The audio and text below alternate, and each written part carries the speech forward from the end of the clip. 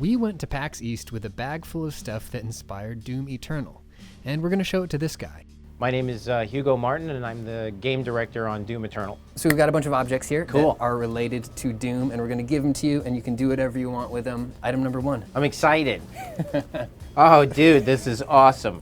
Well, HeMan. HeMan is, I think people have picked up on the fact that I am a huge HeMan fan by the fact that the Doomslayer raises up a sword, not unlike I Have the Power.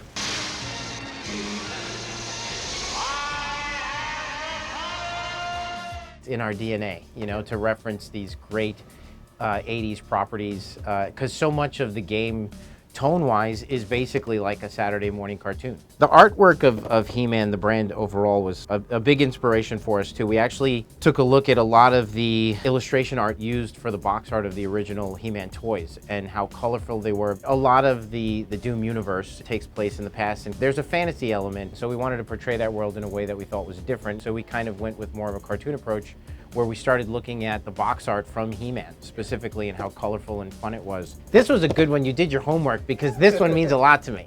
I like this a lot. You can hold on to that. And this comes home with me. We got a softball for you. Sweet. Not a literal softball. Oh yeah, and it's a VHS. Yeah. So RoboCop is the shit. It is an example of smart dumb. You know, it is very self-aware, and it is way smarter than you realize it is, especially when you were a kid. Paul Verhoeven, who was like a genius, and he saw RoboCop as a Christ-like figure. And the story of RoboCop is that he falls and then he rises again, you know, from the grave, but ultimately is persecuted by his own people. That scene in the garage when he's being shot down and his hands are in the air, that is like a Christ-like figure being sacrificed by his people only to rise again. And so that's all stuff that's like being put into like a summer cheesy blockbuster movie called RoboCop, and that's why it's fucking awesome. That's how you make pop culture that resonates with people that lasts. We definitely try to do that with Doom Eternal. I mean, I have strong opinions about who I think the Slayer is, honestly, and what he represents that I'm never going to share with anybody, because people get upset. So also just everything. The tone of this is totally the tone of our game. You have the right to remain silent. You have the right to an attorney. What is this shit? This one is a bit more of a reach, but I'll see if you'll go there with me. Oh, dude, you don't understand. I know every single word to this movie. I know all the parts. I could sing them all. I was obsessed with Disney movies when I was a kid. Like, she is one of the greatest characters, like, ever. I love her so much. Just a bad guy that you love to hate. I mean, just tons of personality. You want that in all the characters. They revel in being bad, and they like it so much that they make you like them. I mean, it's appealing. Certainly, it's something that we put in everything we do. I think when you look at the animation in Doom Eternal and the glory kills and the time spent. Look, I'm not the only one at the office who's obsessed with Disney. You know, like, I mean, these are the masters of the craft. And we spend an enormous amount of time setting up rigs with the type of controls necessary to pull off the animations to feature film quality. I think you could slow down any one of our glory kills and be amazed at the detail that's being put into them. The riggers who put that stuff together, the character modelers who spend the time to do this stuff. I mean, one of the things that makes a great Disney character is fantastic proportions. And all of our characters, I think you notice, and I think this is why you grab this, that there is a Disney-like quality to what we do. I tell them all the time, I'm like, it's the apocalypse if it was made by Disney. That's what Doom Eternal is. So we really push for the silhouettes to be outstanding, and the color and everything, personality, the animations, Disney, huge influence. Super impressed. You are doing your homework.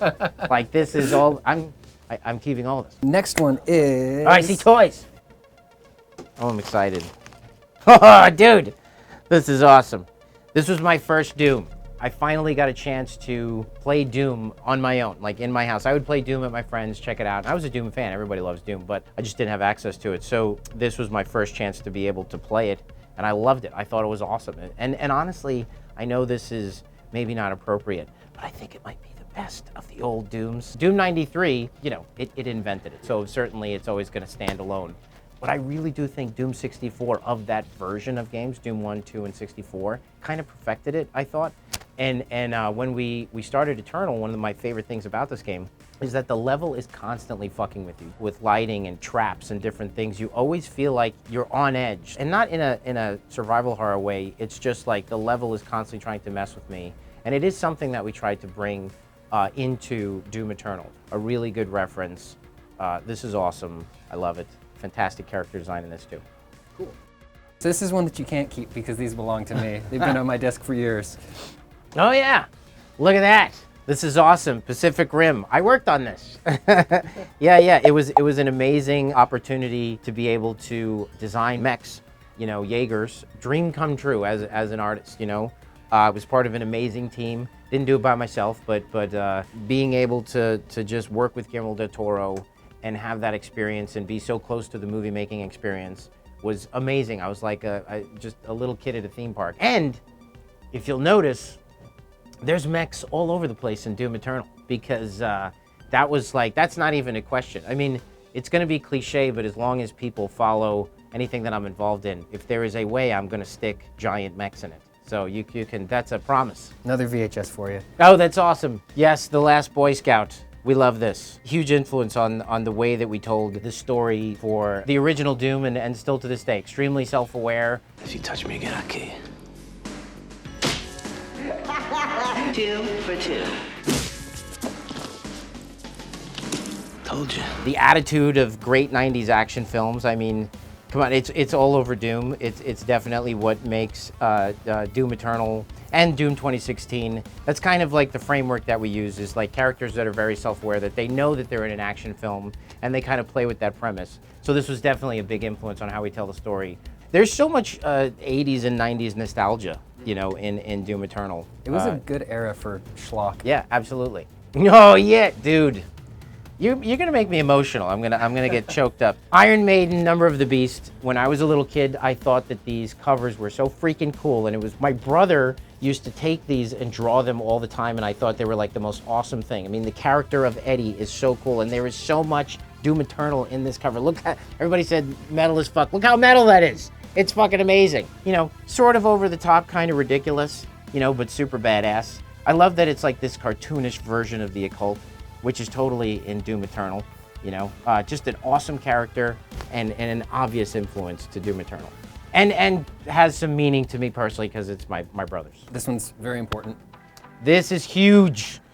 You know what's really cool? Like, I mean, when I was a kid, you'd go into the VHS store and you'd see these big, huge posters, you know, on the wall, and you just randomly would go in there to see what new horror movie you were gonna get. And that poster stood out in my mind so much. And I remember like being terrified because it just looked so scary to me. And then when I actually rented it, it's not, I mean, it is scary, but it's like a comic. I mean, it's amazing how smart this is, how funny it is. A huge influence on everything we do. I mean, the humor, the slapstick nature of everything. I mean, I think it taught us that it's not about a slow trickle of blood out of someone's slit wrist. It's a fountain of Hawaiian punch out of their neck, you know, and I think that tone is very much present in everything we do in Doom Eternal. This is it.